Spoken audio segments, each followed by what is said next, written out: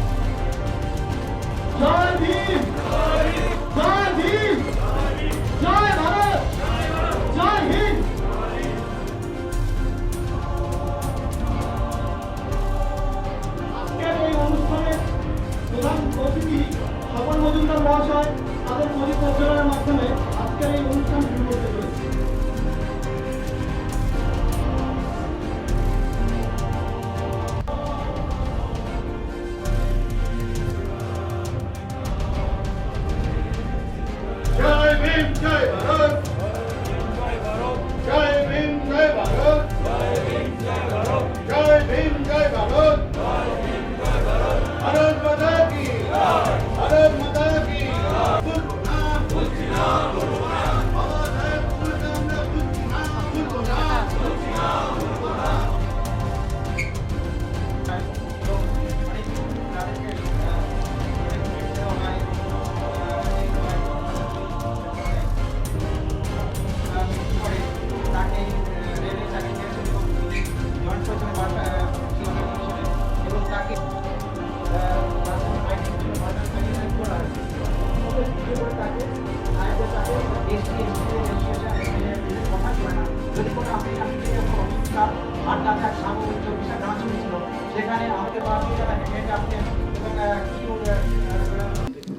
অ্যাসোসিয়েশনের কর্মকর্তারা সমস্ত এসসি এসটি কর্মচারীদের সমস্যাগুলো সমাধানের জন্য অ্যাডমিনিস্ট্রেশনের নজরে আনবেন, যাতে সমস্যাগুলো অতি সত্বর সুরাহা হয়। এই ধরনের মিটিং এর মাঝে মাঝে যেন আয়োজন করা হয়, এটা আমি অ্যাসোসিয়েশনের কর্মকর্তার কাছে অনুরোধ রাখলাম। তো আমাদের এই এসসি আমরা যা আছি তাদের পরে এখনো যে অত্যাচার হয় না, বিভিন্ন রকম বঞ্চনা হয় না, এটা আমরা কখনো ভুলতে চলবে না। বিভিন্ন রকম ভাবে ঘুরিয়ে আমাদের উপর শোষণ বঞ্চনা সৃষ্টি করা হয় এবং দেখা যায় আমাদের এই যে এসসি ওয়েলফেয়ার অ্যাসোসিয়েশনের এই যে বিভিন্ন কর্মযজ্ঞ, এই কর্মযজ্ঞের মধ্যে আমাদের সেই চেতনা, সেই যে ঘুম আমরা যেটা ঘুমিয়েছিলাম, সেই ঘুমটা কিন্তু আজকে অনেকটা ভেঙে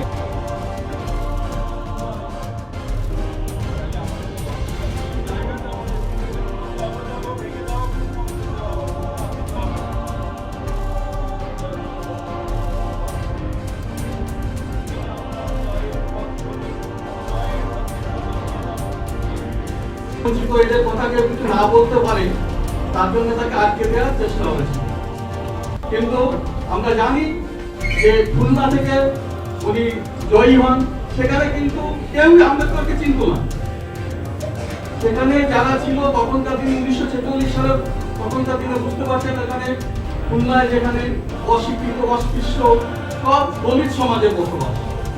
আর জানলো কি জানি উনি যে রিজার্ভেশন দিয়েছিলেন, ওই এসসি এসটিতে রিজার্ভেশন যিনি করেছিলেন তিনি ওই বাবা সাহেব। ভারতবর্ষের যে গণতন্ত্রটা চলে সেটাকে যদি আমরা একটা গাড়ি বলি, বাবা সাহেবের সংবিধানটা যিনি father of the year constitution, সে কনস্টিটিউশনটা ওই গাড়ির ইঞ্জিন, ওই গাড়ির ইঞ্জিন।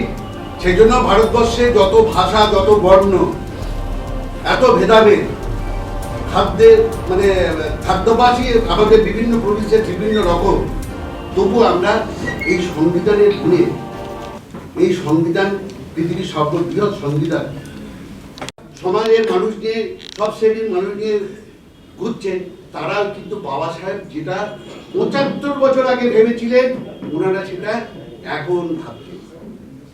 আচ্ছা, তখন কোলে কত মহিলারাও চাকরি করত, আদিবাসী লোকজন। অ্যাকচুয়ালি কোলের লেবার সেই কারা, কোলের কয়লা উত্তোলন করে আমাদের কমিউনিটির লোক, আমাদের কমিউনিটির লোক মহিলারা করতো, মহিলারাও চাকরি করতো।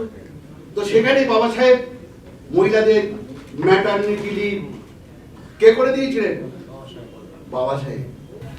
আসলে আমরা কোনো গাইড পাইনি, আমরা তাই জন্যই আজকে এই এডুকেশনাল ক্যাম্প করেছি, যাতে আমাদেরকে কিছু এডুকেট করা হয়।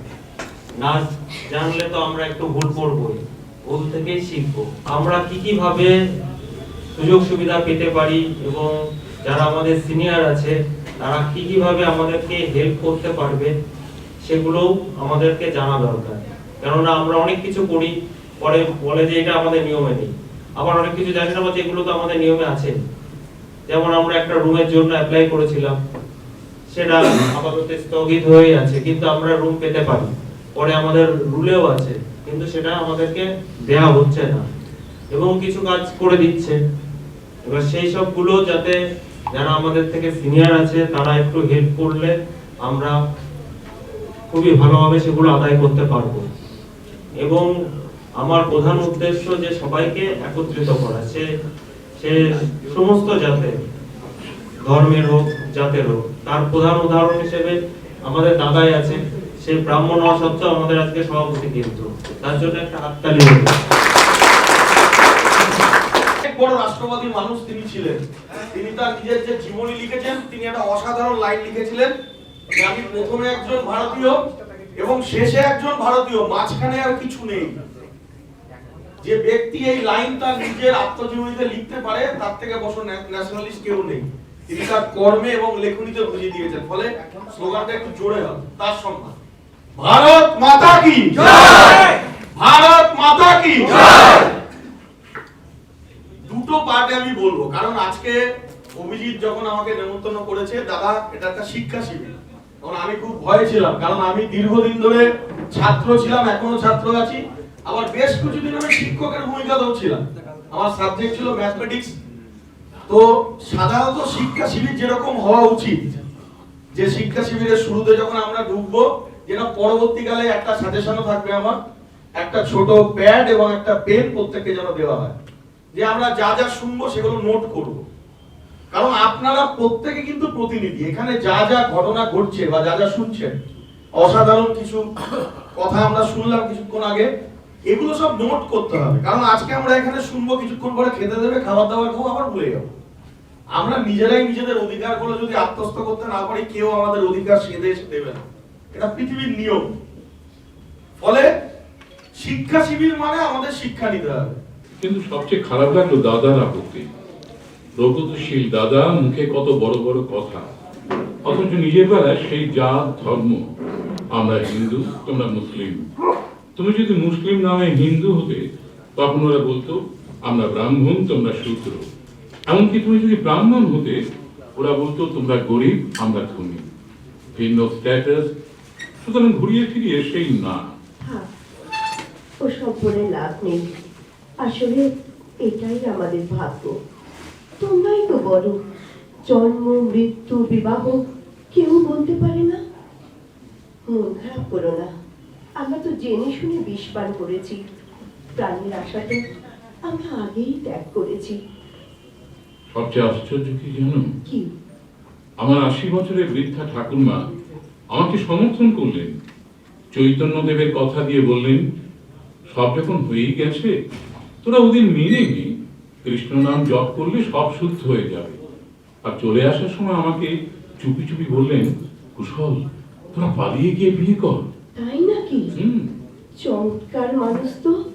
সালাম ঠাকুরমা, সালাম। তোমাকে আমাদের শেষ নমস্কার, সশ্রদ্ধ প্রণাম। কি হলো কুশল, তুমি তো গম্ভীর হয়ে যাচ্ছ কেন? এই দলিত সম্প্রদায়কে রক্ষা করার জন্য তিনি সত্যি ভগবান রূপে অবতীর্ণ হয়েছিলেন আমাদের এই ভারতবর্ষে। 1891 থেকে 1956 পর্যন্ত সেই মানবতাবাদী মানুষটি যে বিচরণ ভারতবর্ষে, দীর্ঘক্ষণ ধরে আজকের এই অনুষ্ঠান চলছে। All India post SC/ST employment welfare associated পক্ষ থেকে এতক্ষণ আমরা বিভিন্ন বক্তার কাছ থেকে তাদের বক্তব্য শুনেছি। ইদানিং এই সংগঠন তাদের যে শ্রীবৃদ্ধি, সেই শ্রীবৃদ্ধির শুভ কামনা করে আমি কিছু বক্তব্য রাখবো। আমি এমএলএ সাহেব আছেন, উনি কতগুলো কথা বলেছেন, ওনাকে সেই পরিপ্রেক্ষিতে আমি একটা কথা বলতে চাই। আমার বক্তব্যটা এখন যাচ্ছি না। ডেজিগনেশন শুনেছেন, আমি ব্লক ইউথ অফিসার। আমার কাজ হচ্ছে স্টুডেন্ট অ্যান্ড ইউথ নিয়ে ব্যাপার, যারা স্টুডেন্ট এবং যারা ইউথ তাদের নিয়ে কাজ করি আমি। তো আপনারা সকলেই অনেক বয়োজ্যেষ্ঠ মানুষ, তো আপনাদের এভাবে ডিল আমি কম করি। মানে আমার যেখানেই যাই, আমি হয়তো বক্তব্য কোনো জায়গায় দেওয়া হয়, সেখানটায় স্টুডেন্ট অ্যান্ড ইউথদের ব্যাপার স্যাপার। সেইটা আমি ওইখানে অনেক বেশি কমফোর্টেবল। একটা ব্যাপার কি, আমার ভালো লাগে, মানে এই চাকরিটা আমার ভালো লাগে, কারণ এই ছোট ছোট বাচ্চাদেরকে, ছোট মানে একদম ছোট নয়, স্কুলের বাচ্চা কি বা কলেজের বাচ্চা বা তারপরের বাচ্চা, তাদেরকে ডিল করতে আমি খুব ভালোবাসি। কারণ কি, একটা সুন্দর সমাজ তৈরি করতে গেলে আমরা যারা অনেক বড় হয়ে গেছি এদেরকে দিয়ে খুব বেশি কিছু করা সম্ভব নয়। সম্ভব কিন্তু একদম খুদে যারা ছোট, এদেরকে দিয়ে অনেক কিছু করা সম্ভব। আমাদের সকলের প্রাণের মানুষ আম্বেদকরজি, উনি কিন্তু ছোটবেলা থেকেই অনেক জানেন, আপনারা সকলেই জানি, আমরা সকলে জানি ওনার বিষয়, কিভাবে বড় হয়ে এই জায়গায় গেলেন সেই বিষয় নিয়ে আমি যাব না, এক কথা রিপিটেশন হবে, এখানে হয়তো আগে নিশ্চয়ই আলোচনা হয়েছে। কিন্তু উনি কিন্তু একটা ঠিকঠাক, ওনার মা বাবা একটা ঠিকঠাক শিক্ষা দিতে পেরেছিলেন, সেইখানে সেই সময়ের বিখ্যাত কলেজ, সেইখানে ভর্তি করতে পেরেছিলেন। তারপরে সেখান থেকে উনি স্কলারশিপ নিয়ে বিদেশে গিয়ে, কলম্বিয়া ইউনিভার্সিটি সেই সময়ে এখনো নাম করা, তখনও নাম করা, সেখান থেকে এডুকেশনটা ঠিকঠাক নিতে পেরেছিলেন। কচ্ছপের মতো আমাকে উল্টে রেখে তোমাদের বিদ্রুপ আর খিলখিল হাসি শুনতে শুনতে আমার উত্তপ্ত আর অপমানিত মস্তিষ্কের কোষে কোষে জন্ম নেয় এক ধরনের পবিত্র ক্রোধ আর কিছু শব্দ। পিঁপড়ের শাড়ির মতো সেই সব বোয়া শব্দরা আজ সরীসৃপের মতো বুকে হেঁটে হেঁটে কথা বলতে উন্মুখ। আর তখনই সেই শব্দ আর কথাদের প্রাণ থেকে জন্ম নেয় এক কুসুম কন্যা। দেখুন, আমি মনে করি এই বি আর আম্বেদকরজির যে চিন্তা চেতনা ছিল সমগ্র মানুষকে নিয়ে যদি একসঙ্গে ভারতবর্ষকে এগিয়ে নিয়ে যাওয়া যায়, তো ভারতবর্ষকে বিশ্বগুরু বানাতে গেলে সমস্ত শ্রেণীর মানুষকে একসঙ্গে আগে বাড়তে হবে। আর তার জন্য পিছিয়ে পড়া সমাজের মানুষকে রিজার্ভেশন দিয়ে তাদের এগিয়ে যাওয়ার যে একটা রাস্তা খুলে দিয়েছেন, সেটা যেমন বর্তমান কার্যকারী হচ্ছে, সেটাকে আরও বেশি শ্রীবৃদ্ধি করে এই আমাদের সমাজের মানুষ, এসসি এসটিদের মানুষ যারা আছে তাদের পঞ্চায়েতে ব্লকে এরকম ধরনের আলোচনা সভা করে সবাইকে তাদের যে গুরুত্ব, দায়িত্ব এবং পথ চলা সেটা ঠিক করে দেওয়া এবং আলোচনার মাধ্যমে সেটা সম্ভব, আর মানুষকে রাস্তা দেখানো সম্ভব। দেখুন, ভারতবর্ষের সরকার আসার পরে সেটা অবভিয়াসলি সমস্ত শ্রেণীর মানুষের জন্য ভাবছেন, বিশেষ করে পিছিয়ে পড়া সমাজের জন্য আরও বেশি ভাবছে প্রধানমন্ত্রী নরেন্দ্র মোদীজি।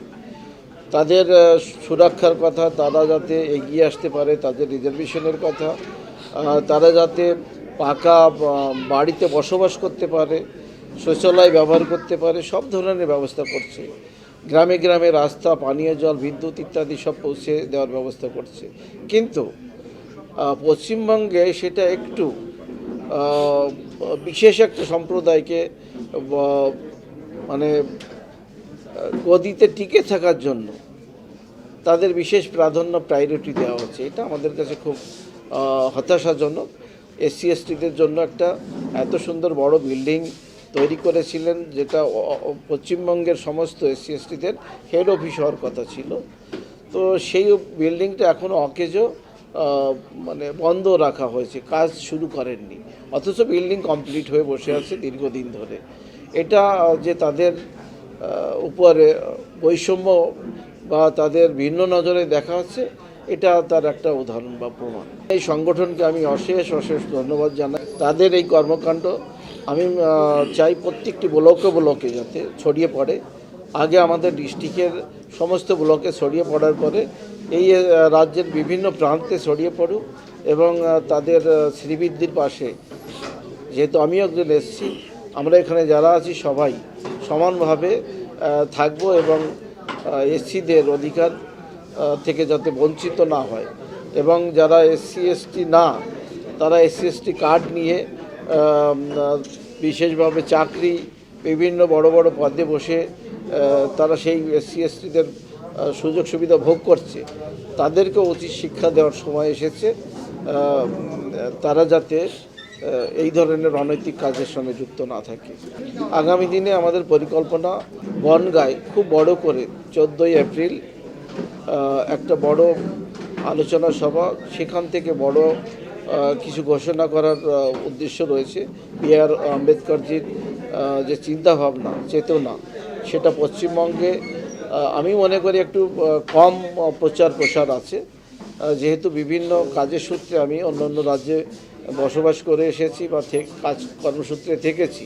সেখানে বি.আর. আম্বেদকরজিকে যেভাবে তারা মানে, তাদের ভগবান রূপে মানে, তার আদর্শ, তার নীতিকে পাথেয় করে সবাই চলে, সেটা পশ্চিমবঙ্গে কোথাও একটু হলেও আমার মনে হয় এখনও সব মানুষের মধ্যে সেই চেতনা জাগেনি।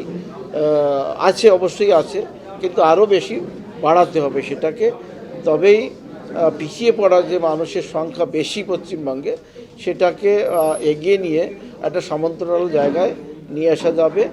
আম্বেদকরজির যে স্বপ্ন, সেটা বাস্তবায়িত হবে।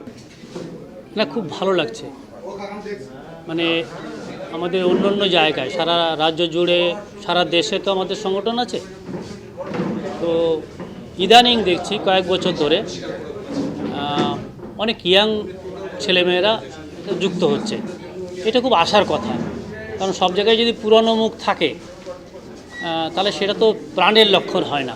এই যে নতুন প্রজন্ম সংগঠনের ভার নিচ্ছে, তারা কাজকর্ম করছে, এটা খুব ভালো লাগছে। এটা শুরুতেই যেটা আমি বললাম, এটাই হচ্ছে প্রাণের লক্ষণ, যে সংগঠনটা এগোবে। দেখুন, এরা আমাকে যোগাযোগ করেছিল, অ্যাডভাইস চেয়েছিল যে কিভাবে কি করা যায়। প্র্যাকটিক্যালি আমি কিছু বলিনি, এবং এসছিও কিন্তু একটু পরে, একটু অন্য একটা প্রোগ্রাম ছিল যদিও, কারণ আমার মনে হয়েছিল ওরা করে ভুল করুক, তারপরে শিখুক। হ্যাঁ, এবং ভালো লাগলো যে ওদের কিছু ভুল হচ্ছে, কিন্তু মূল কাজটা কিন্তু হচ্ছে। এই যে জলে ফেলে না দিলে যেমন সাঁতার শেখে না, তেমনি ওদেরকে এরা নিজেরা কিন্তু মানে স্বশিক্ষিত যেমন হয়, তেমন সংগঠনটাই কিন্তু সেইভাবে তারা করছে। এইটা আমার আজকে খুব মানে আমার একটা পাওনার জায়গা আর কি। এই যে অনেক ধরনের অনুদান প্রকল্প আছে না, আমাকে 1000 টাকা দেওয়া হলো, কি বার্ধক্য ভাতা দেওয়া হলো, এটাকে না আমি গ্রহণ করছি একটা ফ্রি হিসাবে, যেটা ফাও জিনিস পেলাম। যখন আমি কোনো জিনিসকে ফ্রি হিসাবে ভাবছি, তখন কিন্তু তার কোনো আসলে কোনো গুরুত্ব থাকে না। তো যারা সংরক্ষণটা ভোগ করছেন, দলিত আদিবাসী মানুষ, তাদের একটা বড় অংশ এটাকে কিন্তু খানিকটা সেভাবে দেখছেন। এই দেখাটা কিন্তু ভুল, কারণ সংরক্ষণ তো সারা জীবনের জন্য বাবা সাহেব আম্বেদকর বলেননি, 10 বছরের জন্য বলেছিলেন। যেহেতু তারা লেভেলে উঠতে পারছে না, সমান হতে পারছে না, তাই এটা 10 বছর করে বাড়ানো হচ্ছে। সারা যতদিন দেশ থাকবে ততদিন সংরক্ষণ থাকবে, এটা কোনো কাজের কথা না। এটা আম্বেদকরও চাননি, এটা কোনো সুস্থ মানুষ চাইতেই পারে না। নিজের পায়ে দাঁড়াবে, সমান মর্যাদা পাবে, এরকম একটা জায়গায় আসতে হবে। কিন্তু রাজনৈতিক যদি সদিচ্ছাটা না থাকে, মানে প্রশাসনিক, জুডিশিয়ারি সব মিলিয়ে এই যদি সদিচ্ছাটা না থাকে, তাহলে কিন্তু এটা সম্ভব না। তো আমরা আমাদের অভিজ্ঞতায় দেখছি সেই সংবিধান চালু হওয়ার পর থেকে এ পর্যন্ত বেড়েই চলেছে, সমানতা কিন্তু হচ্ছে না। কেন না? আসলে প্রয়োগটা ঠিকমতো হচ্ছে না, প্রয়োগের ব্যাপার উদাসীন। এই প্রয়োগের ব্যাপারে উদাসীনতার দুটো কারণ থাকতে পারে। একটা হচ্ছে প্রশাসনে যারা আছেন তথাকথিত উচ্চবর্ণের একটা বড় অংশ, সবাই না, হ্যাঁ, তাদের দিতে আপত্তি আছে। আর রাজনীতি যারা করেন তারাও দেখছেন এটা তো একটা ভালো একটা ভোট ব্যাংক, এটা থাকলে ভোট ব্যাংক। বাবা সাহেব দেখলে এবার দুঃখিত হতেন যে এরকম একটা সামাজিক প্রক্রিয়া, দেশকে এগিয়ে নিয়ে যাওয়ার একটা প্রক্রিয়া, সেটাকে একটা ভোট ব্যাংক হিসেবে রেখে দেওয়া, সেইভাবে যে ডিলে করো। আমার মনে পড়ছে, কিছু মনে করবেন না, সেটা হচ্ছে যে মানিক বন্দ্যোপাধ্যায়ের একটা গল্প আছে প্রাগৈতিহাসিক, তাতে ভিখু আর পাঁচি দুজনেই ভিক্ষে করে। তো পাঁচিকে ভালোবাসে, তাকে একটু মুড়ি চানাচুর দিয়েছে, দিয়ে বলছে যে তোর এই পায়ের ঘাটা সারানো যায় না। তো ওর মুড়িটা ফেরত দিয়ে বলছে যে ঘাটা যদি আমি সারাই, আমাকে কেউ ভিক্ষা দেবে? আমাদের কিন্তু এই জায়গা থেকে বেরিয়ে আসতে হবে, ঘাটা কিন্তু সারাতে হবে, এই জাতপাতটা তুলে দিতে হবে, এই ভেদাভেদটা তুলে দিতে হবে। ভেদাভেদটা উঠে গেলে সংরক্ষণটাও থাকবে না। তার একটা সমানতাটা অবশ্যই জরুরি। তো এই যে সংগঠনটা ধরুন পোস্টালে আছে, এই আমাদের পোস্টাল সংগঠনের প্রথম থেকে একটা বিশেষত্ব আছে, সেটা হচ্ছে যে আমরা আমাদের সদস্যদের জন্য যেমন ভাবি, সহকর্মী অন্য বর্ণের তাদের জন্য ভাবি, এবং এটাকে চেষ্টা করি যে সবার সাথে একটা মিলিয়ে দিতে, অন্য যারা অন্য ডিপার্টমেন্টে আছেন বা এমনি সাধারণ মানুষ তাদেরকেও নিয়ে। কারণ দেখুন, ট্রেড ইউনিয়নের একটা সুবিধা আছে, তার মাথার উপর একটা রাজনৈতিক দল থাকে, কিন্তু এই এসসি এসটি ওয়েলফেয়ার অ্যাসোসিয়েশন যাদের, তাদের কিন্তু অনেকগুলো কাজ। একটা মহিলাকে যেমন চাকরিও করতে হয়, তেমনি ঘরে রান্নাবান্নাও সামলাতে হয়, সন্তানও সামলাতে হয়, তেমনি অ্যাসোসিয়েশনের কিন্তু অনেকগুলো কাজ থাকে। সে তার সদস্যদের সুযোগ সুবিধা যেমন দেখবে, আম্বেদকর চর্চা বা অন্যান্য মনীষীদের যে চর্চার মাধ্যমে একটা সচেতনতা তৈরি করে সেই রাজনৈতিক যে অভিভাবকত্ব যেটা তার নেই, সে অভাবটাও তাকে নিজেকেই পূরণ করতে হয়, এবং সেই চর্চাটা, সেই সচেতনতা যাতে অন্যদের মধ্যে সঞ্চারিত হয়, সেই কাজটাও করতে হয়। এই কাজটা কিন্তু অন্তত এই ডিভিশনটা করেছে, এটা আমার একটা ভালো লাগার জায়গা। আমি বলবো এদেরকে, যেটা বলবো যে এরা কাজটা করুক, ভুল করুক, কিন্তু কাজটা করুক। কাজটা করার ক্ষেত্রে যদি সবাইকে নিয়ে চলুক। দেখুন, যারা ট্রেড ইউনিয়ন, যারা চাকরি করছেন, তাদের মধ্যে বিভিন্ন রাজনৈতিক দলের মতাদর্শের লোক আছে। তো একটা মতাদর্শের লোককে যদি প্রাধান্য দেওয়া হয়, তাহলে আর একটা মতাদর্শের লোকরা ন্যাচারালি পিছিয়ে যাবে। তাহলে কি হবে, যে এই সংগঠনটা কিন্তু তার সার্বিক যে চরিত্রটা, সার্বজনীন চরিত্রটা হারাবে। সেই জন্য এটা ব্যালেন্স করে চলার একটা ব্যাপার আছে। সব রাজনৈতিক দলের লোক, সব মানে মতাদর্শের লোক, সে ডায়াসেই হোক আর সামনেই হোক, প্রত্যেককে নিয়ে চলতে হবে। প্রত্যেককে না নিয়ে চললে এই ধরনের সংগঠনটা একটা জায়গায় গিয়ে কিন্তু মুক্ত হয়ে পড়বে। এইটা ব্যাপারে সতর্ক থাকার ব্যাপারে আমার পরামর্শ রইল আর কি। অ্যাওয়ারনেস প্রোগ্রাম টাইপের আমরা এখান থেকে যারা পার্ট নিলাম, সবাই সবার কাছ থেকে শিখলাম, সবার অভিজ্ঞতা আমরা শেয়ার করলাম। এবার আমরা এখান থেকে যেটা শিখলাম, সেটা যদি আমরা আমাদের এই উদ্দেশ্যটা সফল হয় এবং সমাজের সব মানুষ এই সম্পর্কে অ্যাওয়ার হবে এবং সব মানুষের মধ্যে সমতা ফিরিয়ে আনা, সবাইকে নিজের ভাই বোন বলে নিজের আপন করতে পারে, এইটা সমাজে একটা পজিটিভ দিক ক্রিয়েট হয়। আমরা দেখেছি ডক্টর বাবা সাহেব আম্বেদকর যখন এই রিজার্ভেশন বিষয়টা এনেছিলেন, তখন কিন্তু অনেকেই বিভিন্ন রকম বাধা বিপত্তি তাকে পেরোতে হয়েছে। অনেকটা বাধা বিপত্তি ঝড়ঝাপটা পেরিয়েও তিনি কিন্তু এই জায়গাটা এনেছিলেন। তারপরে এখন কিন্তু সেই জায়গা থেকে বিষয়টা অনেকটাই সমতায় এসছে এবং এখনো পর্যন্ত ভারতবর্ষের বিভিন্ন প্রভিন্সে এই সমাজে তথাকথিত দলিত শ্রেণীদের উপরে এখনও বিভিন্ন জায়গায় বিভিন্ন রকম অত্যাচার আছে। আমাদের এইসব প্রভিন্সে বিভিন্ন জায়গায়ও এমনভাবে চোরা স্রোত আছে, চোরা বালি আছে, যেগুলো অ্যাপারেন্টলি চোখে দেখা যায় না, খালি চোখে দেখা যায় না। এটা বিশেষ করে ওয়েস্ট বেঙ্গলে যাদের দূরদর্শিতা, যাদের থার্ড আই আছে, তারা এই জিনিসটা উপলব্ধি করতে পারে।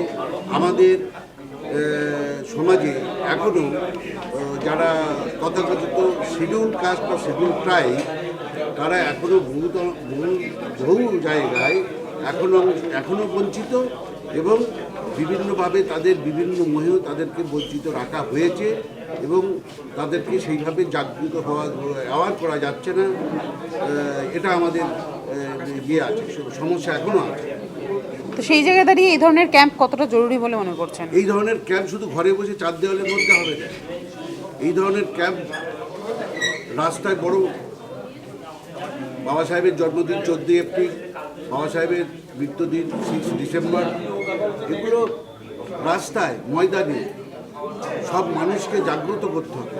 তার নীতি আদর্শ, তার নিশান এবং ভিশন সমাজের প্রত্যেকটা কোণে কোণে, সমাজের প্রত্যেকটা ঘরে ঘরে সঞ্চারিত করতে হবে। তাহলেই সমাজের সব মানুষের মধ্যে সেটার বাবা সাহেব, প্রকৃত বাবা সাহেবের কী উদ্দেশ্যে, মানে তার এই মানে তার লড়াইটা ছিল, সেটা সমস্ত শ্রেণীর মানুষ বুঝতে পারবে। বাবা সাহেব মানে শুধু দলিতদের রিপ্রেজেন্টেটিভ, এই একটা ভ্রান্ত ধারণা মানুষের মন থেকে দূর হবে। যে ভূমিকা, তার যে চিন্তাভাবনা, তার যে দর্শন, তার যে পাণ্ডিত্য, তা প্রতিটা আমাদের লাইফের স্ফিয়ারে কাজে লাগে।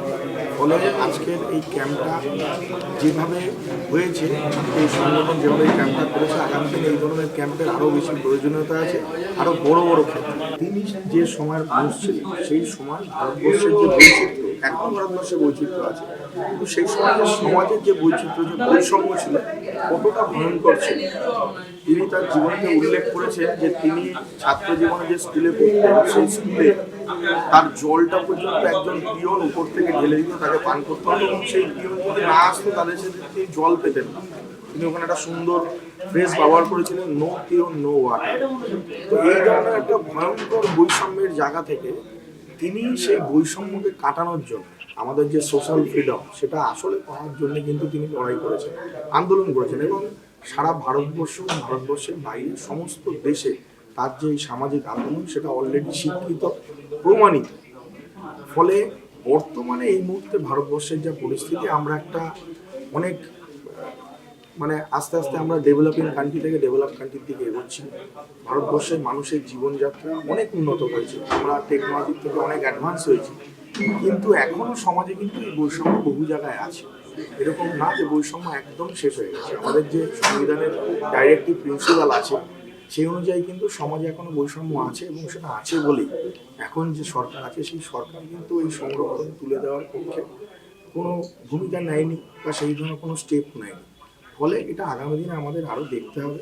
এবং আমি ব্যক্তিগতভাবে নিজে, আমি এই দলিত সম্প্রদায়ের নয়, আমি কিন্তু আপার কাস্টের, কিন্তু আমি আজকে এখানে এসেছি কারণ আপনারা শুনে অবাক হবেন যে আজকে এই যে আম্বেদকরজিকে নিয়ে আমরা এত কথা বলেছি, আম্বেদকরজির যে পদবী আম্বেদকর, এই পদবিটা কিন্তু একজন আপার কাস্টের থেকে তিনি পেয়েছিলেন। তার যিনি শিক্ষা করেছিলেন, তিনি তাকে এই পদবিটা দিয়েছিলেন। ফলে আমাদেরকেও, যারা তথাকথিত আপার কাস্টের লোকেরা, তাদেরকেও এনাদেরকে সমান জায়গায় নিয়ে আসার জন্য যতটা হেল্প করার আমাদের পক্ষে করা সম্ভব, সেটা কিন্তু করতে হবে। এরা এত সুন্দর একটা এডুকেশনাল ট্রেনিং ক্যাম্প করেছে, কি বলবেন এদের উদ্দেশ্যে? আমি এদের শুভেচ্ছা জানাই, এবং আগামী দিনে আমাদের যে অর্গানাইজেশন আছে, ন্যাশনাল হিউম্যান রাইটস ফেডারেশন, তার সঙ্গে এদের কোলাবোরেশনে আমরা কিছু সামাজিক কাজকর্ম করব। আমরা আজকে এখানে ঘোষণা করেছি যে আমরা শীতকালে আমরা বেশ কিছু দুস্থ, যারা একদম পিছিয়ে পড়া, অর্থনৈতিকভাবে পিছিয়ে পড়া এবং সামাজিকভাবে পিছিয়ে পড়া শিশুদের হাতে আমরা এডুকেশনাল কিট দেবো, তার প্ল্যানিং চলছে। এবং আগামী দিনে আমরা নদিয়া জেলায় একটা বিশেষ জায়গা আমরা বেছেছি, সেখানে আমাদের একটা হেলথ সেন্টার তৈরি হবে, সেখানেও আমরা এই সংগঠনের সঙ্গে যৌথভাবে দুটো সংগঠন মিলে আমরা কাজ করব। পরিশ্রমও করুক, খাটুক, খেটে তারা নিজের যোগ্যতায় তারা চাকরি করুক এবং সমাজের কাছে নিজের মুখ উজ্জ্বল করুক।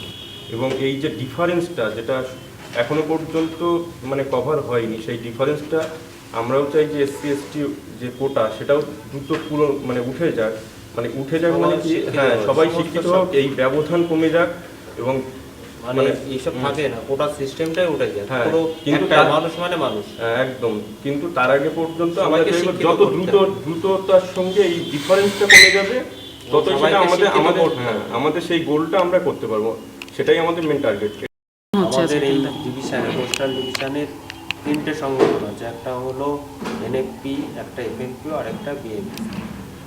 কিন্তু আজকের অনুষ্ঠানে আপনি, এবং অন্য ধর্মেরও আছে মানে, কিন্তু আজকের অনুষ্ঠানে আপনি নিজেই দেখলেন যে আমরা সমস্ত সম্প্রদায়, সমস্ত ইউনিয়ন এবং সমস্ত বর্ণের লোককেই আজকে ইনভাইট করেছিলাম এবং এসেছে। এবং আমাদের যে সভাপতি হয়েছিল, সে একটা ব্রাহ্মণ সম্প্রদায়ের লোক, এবং আমাদের এখানে একজন ছিলেন, তিনি মুসলিম সম্প্রদায়ের লোক। প্লাস হলো এখানে 3টে ইউনিয়নেরই বড় বড় লিডাররা এসেছিলেন, তারা আমাদেরকে সাহায্য করেছেন। এটা সবাই মিলিতভাবে করেছে বলেই এটা সম্ভব হয়েছে, এবং সবাই আমাদেরকে সাপোর্ট করেছে বলে, এবং সবার সাপোর্ট নিয়ে আমরা আরও বড় হতে চাই এবং সবাইকে শিক্ষিত করতে চাই। আমাদের হলো, যেটা আমাদের অ্যাসোসিয়েশনের যারা মেন পদে আছে, ধরুন আমাদের 15 জন আছে অফিস বিহারের মধ্যে, তার মধ্যে 7 জনের বেশি হলো মহিলা। আমরা মহিলাদেরকেই সম্মান দিয়েছি, কেননা মেয়েরা মায়ের জাত, মায়েরা একটু উন্নত হলে ছেলেরাও, সন্তানরাও উন্নতি জায়গায় পৌঁছাবে। এটা ভেবেই আমরা সবাইকেই একত্রিত করেছি। সবাই এগিয়ে আসুন, যারা পিছিয়ে পড়েছে তাদেরকে একটু শিক্ষিত করি, শিক্ষিত করে তাদেরকে শিক্ষার আলোতে পৌঁছে দিই এবং তারা যাতে একটা কোনো কাজ বাজ পায় সেই ব্যবস্থা করে দিই। অন্তত হাতের কাজ করেও যাতে তাদের রুজি রোজগার করতে পারে, যুব সমাজকে সেটাই বলবো, এবং শিক্ষিত হতে পারে আর দেশকেও ভালো রাখবো।